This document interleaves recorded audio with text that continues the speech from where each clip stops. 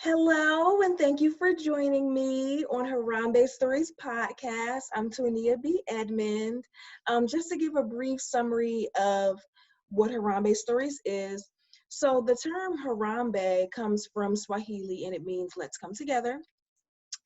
And I love the term. I was definitely raised to appreciate and read Black children's stories, Black stories in general.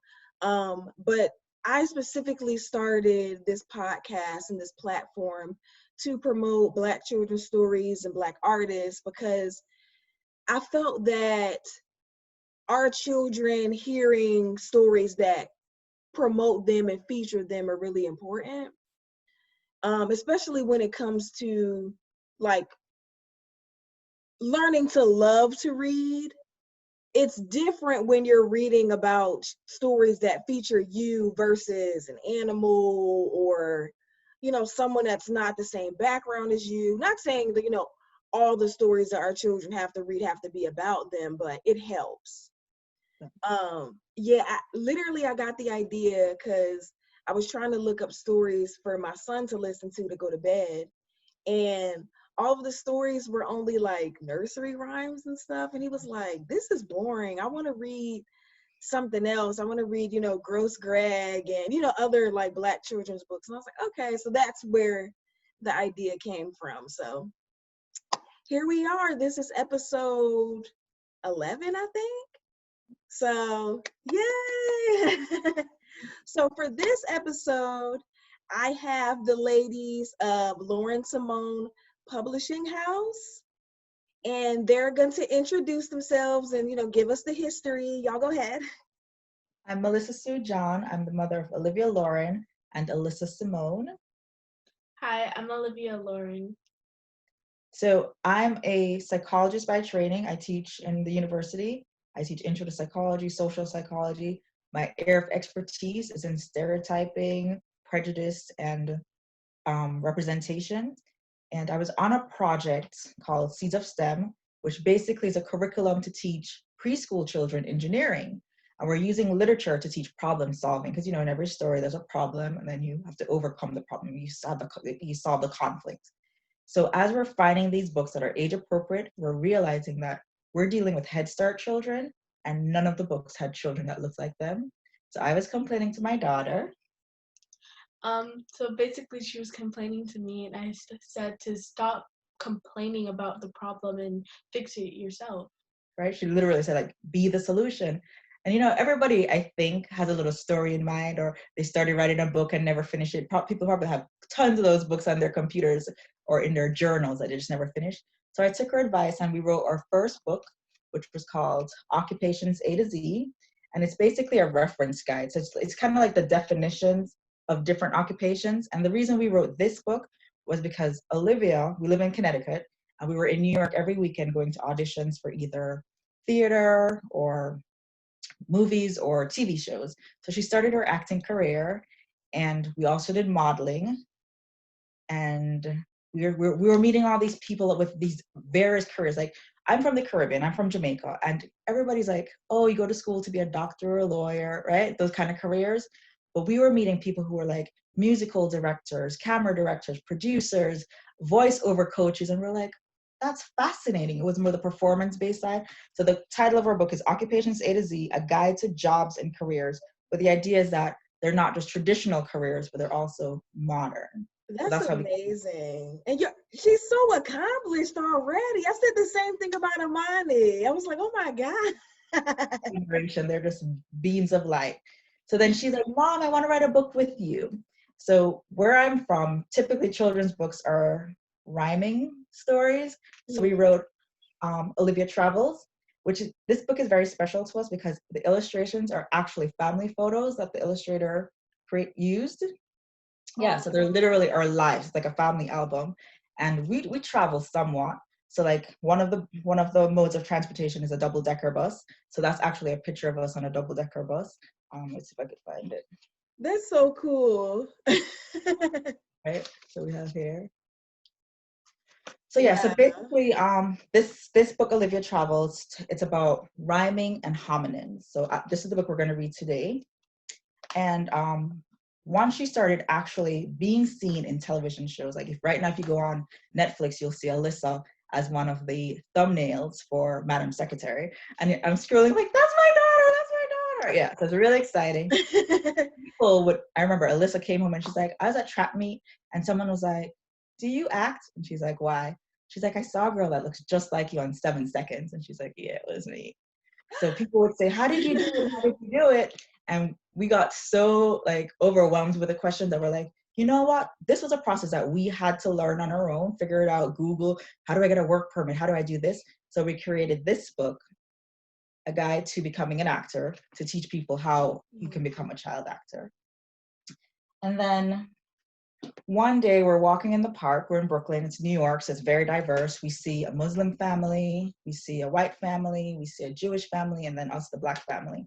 And we hear this little boy say to his mom, Mom, what's she wearing? You know, kids like to point and Yes. stare. Okay, don't do that, don't do that. So the mom was so uncomfortable and she's like, shh. And I was like, no, you don't hush your kids. That's a teaching moment. You say to your kid, oh, that's a hijab. Muslim women wear it. But I was Right. like, but maybe she never had the language. Maybe she didn't know. Like when you go to school, they teach you about hat and shirt and shorts and socks and shoes, but no one teaches you about a hijab. No, I'm not Right. Muslim, but I knew it was a hijab, right? Because I Mhm. have friends in all cultures. So then we wrote our book, The Things We Wear, which is a practical and cultural take on the different clothes that we wear. So it talks about uniforms, it talks about cold weather, warm weather. It really just encompasses everything that we wear and tells the functions of why we wear it. And then our Okay. last book, want to talk about this one? Sure. This one is called Olivia Connects. It's about different modes of communication from like the olden days now to modern communication. Wow. And because we focus so much on diversity, it's not just racial, it's also ability. So in this book, we talk about people who can't speak, maybe use sign language, people who can't hear or see, right? They use different modes of communication. We all communicate. Another reason I wrote this book is because when we were growing up, we wrote letters or even emails. And I get emails from people nowadays, and I'm like, people don't know how to write letters. Or even if you said to your kid, here's an envelope, put the stamp on. They're like, where does it go? Does it go here or here, right? Yeah. So this book really teaches about people write letters or formal modes of communication. There's informal, the way that you speak to your friends or not the way that you speak to adults. So Right. this was us. These are our books. So And how then many books is that total? 5? 5, yes. So Okay. these, I think we did all of these in 2017. Yeah, so people started reaching out to us and like, oh my God, how are you doing this? I have a book, I want to tell a story. And that's how we became a publishing house. People just literally said, my daughter has a story to tell, can you help her tell it? And we met Imani and her are like BFFs. So then we published Imani's book, Disco Ball to the Universe. Yes. And the following year, she came out with The Golden Life of Sally Sunflower. So it's been a fun. I feature both of her books on the podcast. Yeah. Yeah, love Amani. She's amazing. So, oh my gosh. So you already answered some of the questions. I was gonna ask you, well, where did the name Lauren Simone come from, and how did you come about starting everything? So Olivia's middle name is Lauren, and my older daughter, her middle name is Simone. So we put Lauren Simone together. Okay. And then my cousin created the logo with their images. Yeah, it just, everything kind of just came together in the right timing. That is so amazing. I love the logo. And it's all her hair is the same and everything. How cute is that? Exactly. Okay, so I wanted to start light. So, what are your favorite children's books? Okay, so some of my favorite children's books when I was younger was A Bad Case of Stripes. I just really liked this one because it was funny and it represented someone who actually looked like me. I also liked Grace for President. It was just a great book. It was just really great to read. I don't know. I just love reading. It's funny because my son really likes that book too. And when we lived in Charlotte, North Carolina, they did like a live play for it. And Oh, I took him cool. to see it and he loved it. Yeah. That was a great idea. Yeah. Mm-hmm. Because the reason we write books too is to encourage kids that they can be anything that they dream of. I don't know if you saw, I don't want to get too political, but I don't know if you saw this cartoon where a police officer asks a kid, what do you want to do when you grow up? And he says, like, what do you want to be? And he says, alive, right? So Yeah. just the idea that before President Obama, I don't know how many Black kids dreamt that they could be president. So we need stories like this to encourage kids to say, just because you haven't seen it doesn't mean it can't be done. You could be the first. Right, right. Do you have a favorite children's book? I like the Amelia Bedelia series, and that was one of the reasons why I started writing, because I read that. I've been taking my kids to the library forever, so we always got books. All summer we read. We did the governor's challenge, and that story is just a funny kid just being a kid.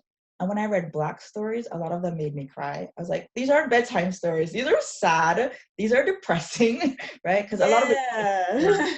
based in history or based in kind of like racial relationships. But they were sad, and I'm like, why can't we just read happy books about Black kids being happy kids?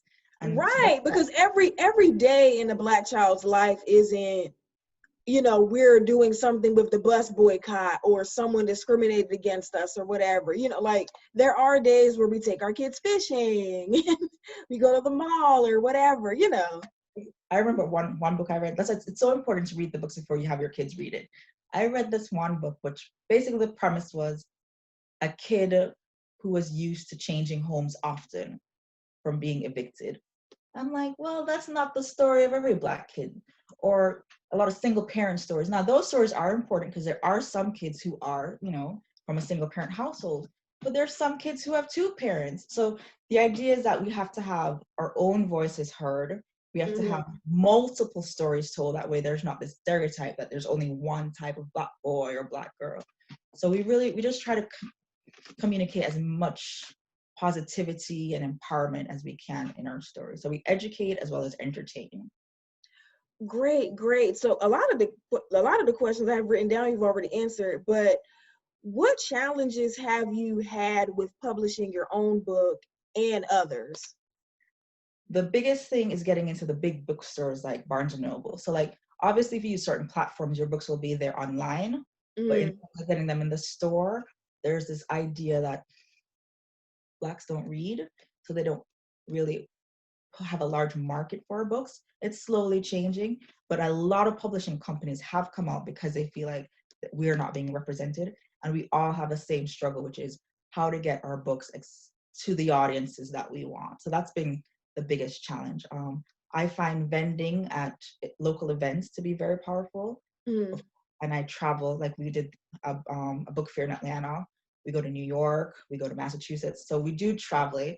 So it's time consuming, but it's fun. We love it, So. Let me know when you're in Atlanta. Me and my Yes. son will come. But I'm also a published writer.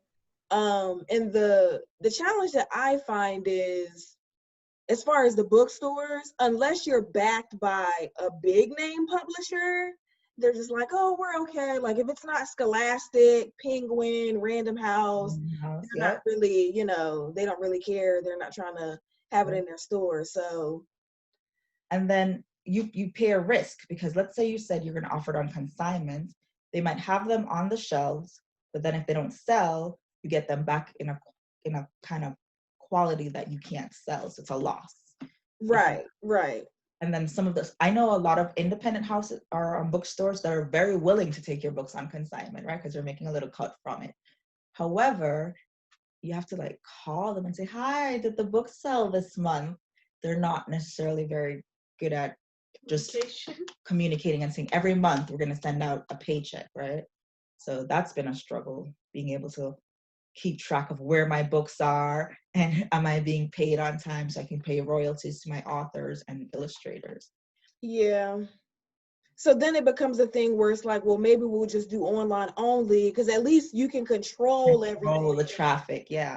When it's online, yeah. So how was operating Lauren Simone Publishing changed in the midst of the COVID-19 pandemic? That's a great question. So we literally have had events booked every weekend, right? Even for Black History Month, we had like three events in 1 week. And then here comes COVID, and we're getting cancellations after cancellations. Fortunately, some people got innovative and said, okay, we may not be able to have this in-house, but let's do it on Zoom, right? So that happened. And then people would later go to your website and purchase. So there are ways to still market yourself and be present.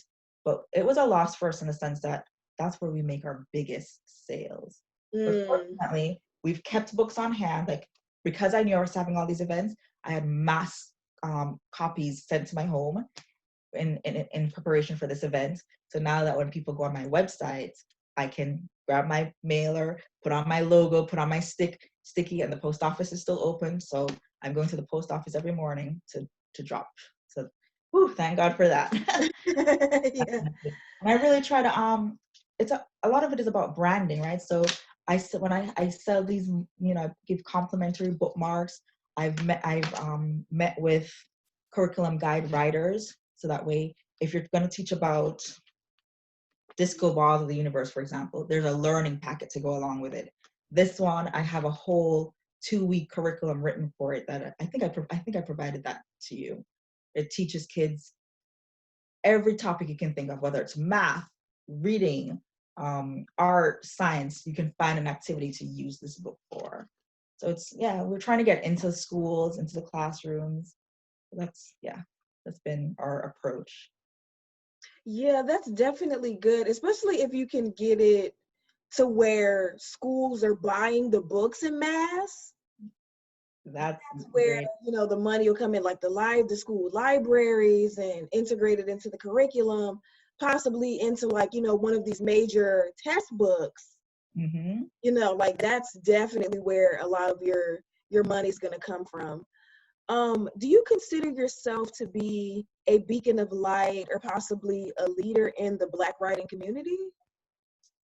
I believe that many of us are trying to empower and to educate and to entertain our community members, and in that way, I think we're all shedding light. Yes, I think so. Amazing, amazing. Yeah, the reason why I asked the question is because, we're doing our best to publish our own works or starting on our own publishing companies. But when I looked up how many, children's books are written by Black authors, or that's important. The statistics show that only maybe out of 100 books, maybe 10 of them feature Black children and are written by Black authors.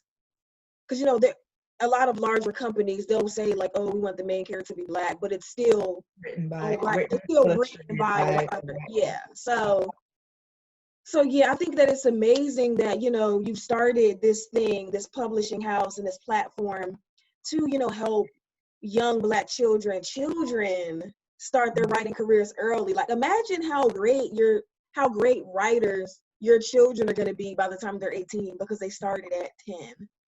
That's an excellent point that you made. So one of the things that makes us unique is the fact that we use not just racial diversity, but age diversity. So we have children authors, children illustrators. When Simone and Zachary started with us, they were 13 and 15, and you see the progress in their illustrations. So when they apply for college, people are going to be blown away. They were like, what? You have over a already dozen have a books. Portfolio. Yes. So in that way, we're definitely a beacon of light because we're helping kids find their passions and pursuing their goals and aspirations. So my last question is, are you taking submissions? What are you looking for? Where do they submit their work? So we are always looking for new authors and illustrators, and they can visit us at www.lawrencemonpubs.com to find out the details about how to submit, and then they just email us at lawrencemonpubs@gmail.com. We're not looking for stories about animals. We want people. We want children to be able to see themselves, whether it's I'm an autistic child, I'm a child who has prosthetic legs, right? We want diversity of stories. We want stories that empower, enlighten, inspire. So as long as you have a story that's not stereotypical, it's represented in, I don't want books that have 5 boys and 1 girl, right? I want a balance of characters, things like that. So yeah, we're always looking for new people to join our roster. And if you're a kid, we want you. If you're an older person who's retired, we want you. We want diversity of voices and diversity of stories. So if you're an immigrant, we want to hear that story as well. Amazing, amazing. All of this information will be in the show notes, of course. Whenever you're ready, you can read your book. Now, which book are you reading for us today? We are reading Olivia Travels. So I'm going to first share the cover. So that's the cover of our book. And then here's the story. So Olivia's character came from one of her shows. So this is Olivia when she was 7 years old. And then the illustrator drew her. And then this is the premise for the branding. So we have a little doll as well. Aww. Okay, here we go. To the inventors, innovators, and engineers who make travel possible, to the drivers, pilots, coachmen, and captains who make travel accessible, to the adventurers, explorers, and voyagers who seek and enjoy travel, to Janet Reynolds, Shireen Walker, and Cheryl Gorham for assisting with editing. I'm Olivia Lauren, and I love to travel with my family. One of the best things about traveling is learning about transportation. The ways we travel are called modes of transportation. Let's learn about some of them together. I've never gone up in an air balloon. If only it could fly me to the moon. My sister and I fly every summer vacation. Airplanes are my favorite mode of transportation. We travel on an autobus to view the city. The night skyline is always so pretty. My family rides our bikes for pleasure. I'm always on the lookout for new treasure. We took a tour boat far into the harbor. Don't be scared, said my father. Camels have been used for many years. They can carry the weight of 2 American black bears. I often hear the cars go beep. I like riding in my hot pink Jeep. In London, we rode on top of a double-decker bus. It was definitely worth the fuss. Elephants were used as transportation before roads were made. If I ever get close to one, I hope I don't get sprayed. We boarded the ferry to get a closer look at the Statue of Liberty. How they transported her still remains a mystery. My dream is to fly in a helicopter. Another name for it is a chopper. I went horseback riding at a fair. I rode a pony for a small fare. I see the horse-drawn carriages trotting through the streets. Here I am, marching to my own beat. I like riding my hoverboard with friends. The fun never ends. Jets are faster than planes. Watch them take off from the planes. My uncle had a motorcycle he rode all the time. I can't wait till I'm old enough and then I will get mine. Our legs make the paddle boat move on the lake. So, to stop, you do not need to brake. Astronauts travel in rocket ships to go to space. They also study planets and stars at the Mission Control Base. There are scooters that require your agility. Others run on gas or electricity. Getting on the cruise ship was quite a trip. Daddy held my hand so I would not slip. I ride the school bus with friends to school. Just remember, stay seated is the golden rule. We took a big white shuttle bus all the way to the terminus. Subways are usually found in a big city. There are none where I live. What a pity. The taxi cab took us to our destination, where we gave a special presentation. Trains, unlike subways, travel above ground. They're a fun way to move all around. We rode in a trolley through the Central Valley. The scenery made me feel really jolly.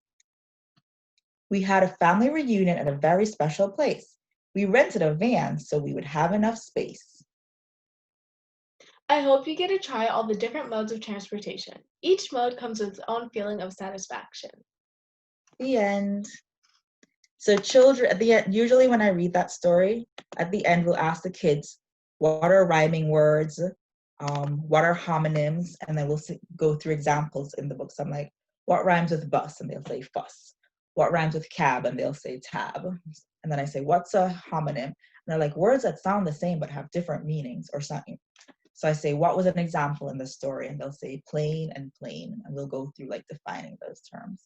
So it has a rhyme, which is typical for the younger age to learn how to read, but it also teaches about different ways that people travel, which makes it appropriate for both boys and girls. Because a lot of times people are like, what books do you have for boys and what books do you have for girls? And I'm like, well, all kids like transportation. That's true. As I was listening, I was like, wow, like they really thought about stuff that I didn't even think about, like the elephant and We stuff. have history as well, right? The camel. Yeah. Modern by including the hoverboard. If you go to the library, and we do a lot of research. If we're writing on transportation, we get every single book that's for kids that's been written on transportation. So we're like, what do they have that we don't have? And what we found were most of them were geared towards boys. So a lot of them were like, this is a tractor, this is a, what are the other things? Like, all those yellow things, all those yellow Yeah, stuff for farming and construction and outdoor. Yeah. farming. Exactly. So there are a lot of them are geared towards boys, and we're like, it's no wonder that we see this gender divide in careers where boys go off to be architects or construction workers, where girls go off to be teachers and nursing because of what they read early. So we're Right. trying to change how kids see themselves in Or stories. boys grow up to be pilots and the girls are the stewardess. Like the Exactly. girl can fly the plane too. I forget which airline it was. There's this airline that has all female pilots. Yes, I think I heard about it too. I think it's in Africa too. Yeah. It's an African airline. Yeah. So that was really cool. So I enjoyed y'all. I really do. I'm so glad that you reached out. If you love what you heard and you would like to buy their books, check out their website. Give us the website again. www.laurensimonepubs.com. It was a pleasure meeting you. Thank you so much for having us on your show. I wish you much success, and I pray that my other authors will contact you and share their stories as well. Yes, thank you so much. If you love what you heard on Harambee Stories podcast and you would love to give an in-kind donation, my PayPal and Cash App information will also be in the show notes. Until next time, bye. Bye.